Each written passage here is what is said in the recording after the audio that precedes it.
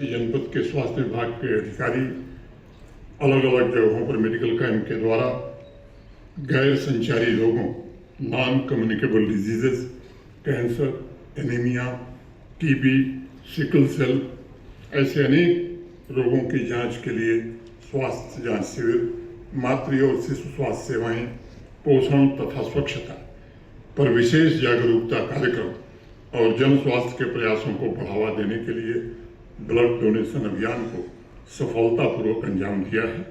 मैं जिला प्रशासन और मुझे सीओ श्राइन बोर्ड ने बताया कि बोर्ड में कार्यरत सफाई कर्मचारियों के लिए अधिकतम संख्या हमारी बहनों की है।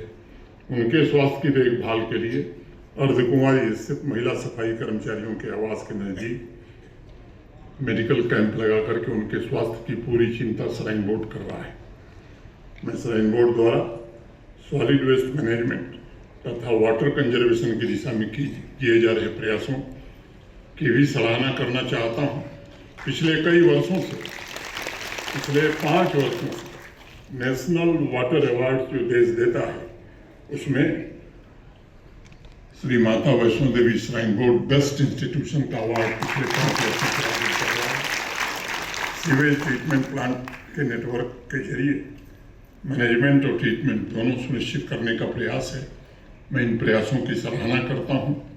बोर्ड के अधिकारियों कर्मचारियों से विशेष रूप से निवेदन करना चाहता हूं कि आप कोई सरकारी नौकरी में नहीं है, आपके अंदर सेवा भाव निश्चित रूप से होना चाहिए, क्योंकि बापू एक बात बराबर कहते थे कि जो बदलाव हम देखना चाहते हैं वो हमें खुद से शुरू करना होगा।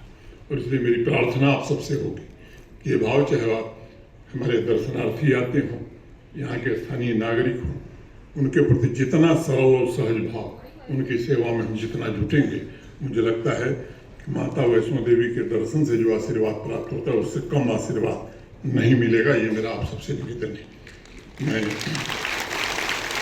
जिला प्रशासन को भी हृदय से साधुवाद देना चाहता हूँ।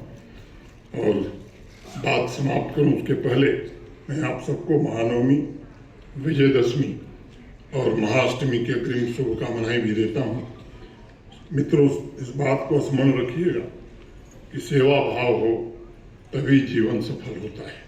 अगर यह भाव नहीं है तो कहने को तो हम जिंदा हैं लेकिन हम जीवंत नहीं हैं। ये हमें लगता है कि बराबर ध्यान रखना चाहिए।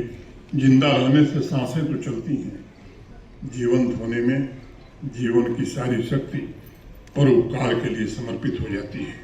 जीवंत होना परिवर्तन और रूपांतरण का एक अवसर प्रदान करता है। आइए माता वैष्णो देवी के चरणों में नमन करते हुए हम सब ये संकल्प लें कि अपने जीवन में स्वच्छता के लिए, दूसरों की सेवा के लिए जरूर कुछ समय निकालेंगे और इस अवसर का लाभ उठाते हुए विकसित भारत के निर्माण में हम सब भी अपना पूरा योगदान एक जिम्मेदार नागरिक के नाते देंगे।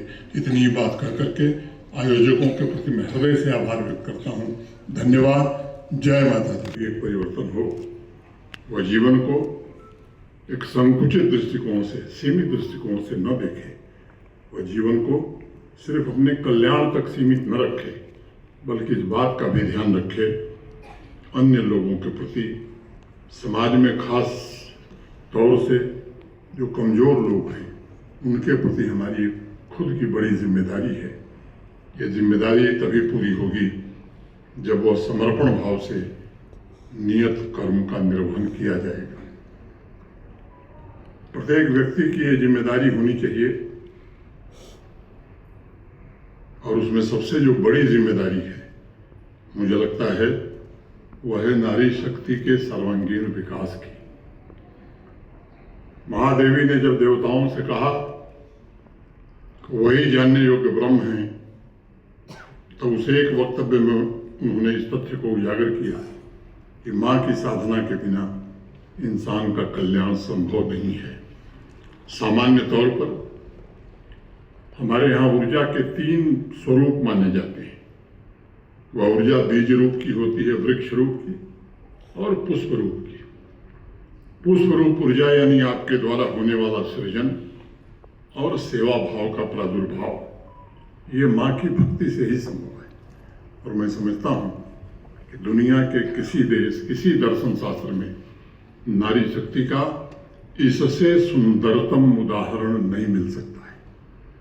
आपको जानकर खुशी भी होगी और आश्चर्य भी होगा कि जो पश्चिम के देश हैं, जो बड़े विकसित देश माने जाते हैं, 19वीं शताब्दी में महिलाओं को शिक्षा तथा अन्य थोड़े बहुत अधिकार 19वीं शताब्दी में मिलने शुरू हुए थे।